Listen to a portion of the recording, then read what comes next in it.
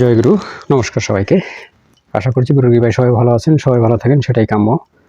গুরু যেন সবাইকে ভালো রাখে, সে আশাই ব্যক্ত রাখি। এবং সবাইকে সুস্বাগতম। আমাকে যারা উৎসাহ দিচ্ছেন, প্রতিনিয়ত যারা আমার সাথে আছেন, আমার চ্যানেলে জুড়ে আছেন, তাদের সবার কাছে আমি চিরকৃতজ্ঞ।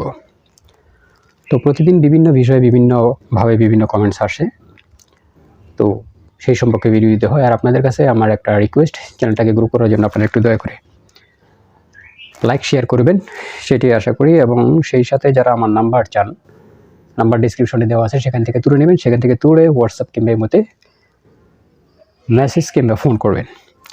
আমি এতবার বলার পরবর্তীতেও কেউ বলেন যে নাম্বার খুঁজে পাচ্ছি না, একটু নিচে আসবেন, ডিসক্রিপশনে একদম দেখবেন সম্পূর্ণ দেওয়া আছে। তো এই হইল বিষয়। একজনে কমেন্টস করেছেন, দাদা আমাদের যেহেতু আমি কামশাস্ত্র নিয়ে বেশি কথাবার্তা বলিনি, তো উনি জিজ্ঞেস করছেন যে আমরা যে প্রতিদিন ঘুমাই, নিত্যকর্ম পদ্ধতি আর কি, প্রতিদিন ঘুমাই কিংবা প্রতিদিন আমরা যে কামের মনোবাসনা জায়গায়, সেই সম্বন্ধে একটু বলার জন্য এই বিষয়ে। তো দেখুন, কামটা হলো মদন, সবাই জানি কামটা হলো মদন। কাম নিয়ে অনেক কথা আছে, অনেক গান আছে, অনেক বিষয় আছে কাম নিয়ে, তো সেটা তো আছেই। আর সাধুজনেরা বলে থাকে বৎসরে 12, সেখান থেকে আরও যত কমাইতে পারো, এটা হলো কামের মূল কথা। ঠিক আছে। তার পরবর্তীতেও যেহেতু কামকে কন্ট্রোল করা অনেক টাফ জিনিস, সেই ক্ষেত্রে কিছু নিয়ম আমাদের দৈনন্দিন জীবনে মেনে চলতেই হবে, সেটা আমাদের দেহকে রক্ষা করার জন্য।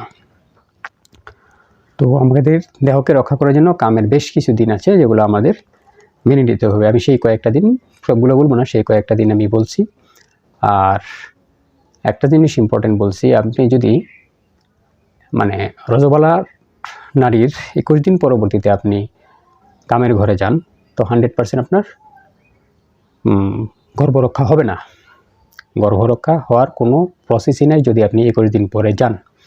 তো সেই ক্ষেত্রে যারা চান যে আমি গর্ভরক্ষা করব না, তো সেই ক্ষেত্রে আপনার 21 দিন পরে যেতে হবে। এই জিনিসটা ইম্পর্টেন্ট, লিখে দেন। 21 দিন পর্যন্ত গর্ভধারণ করার সক্রিয় শক্তি রজবালা নারীর শরীরে থাকে।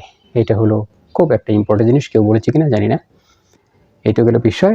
তো এই 21 দিনের আগে যদি আপনি কোনো দিন যেতে চান, প্রথম 3 দিন তো বাদ দিতে হবে, সেটা আপনি সবাই জানেন, এই বিষয়ে কোনো সন্দেহ নেই। কিন্তু তার পরবর্তীতে যে কয়েকটা দিন আছে, সেই কয়েকটা দিনও মানা খুবই গুরুত্বপূর্ণ আমাদের স্বাস্থ্যের জন্য এবং সন্তানদের জন্য। সেটা হলো কি, পারণ দিবসে, একাদশীর পরবর্তীতে যে পারণ করে, সেই পারণ দিবসে যাওয়া যাবে না। পিতৃকর্ম যদি কেউ করে, শ্রাদ্ধ দিবসে যাওয়া যাবে না। আর এইটুকু হলো দুইটা ইম্পর্টেন্ট। তার পরবর্তী হলো চতুর্দশীতে কখনোই যাওয়া যাবে না, অষ্টমীতে যাওয়া যাবে না, অমাবস্যায় যাওয়া যাবে না, এবং সংক্রান্তি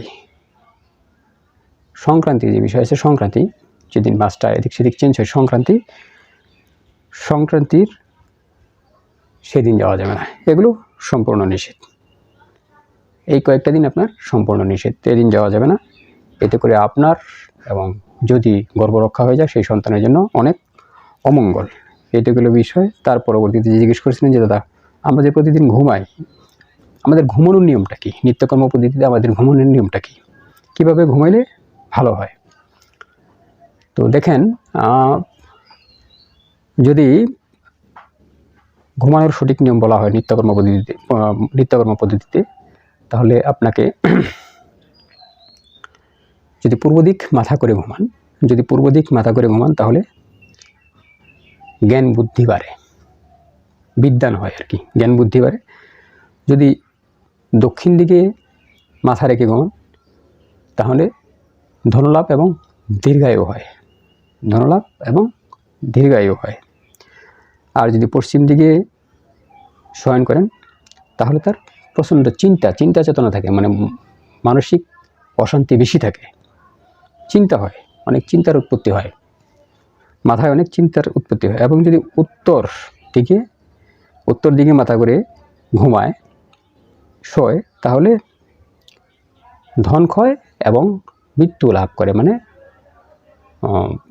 আয়ু কমে যায়। তো সেই ক্ষেত্রে যিনি কোশ্চেন করেছেন নিত্যকর্ম পদ্ধতি নিয়ে, তো আশা করি তার উত্তরটা আমি দিতে পেরেছি। আজকে এই পর্যন্ত। জয় গুরু, নমস্কার সবাইকে।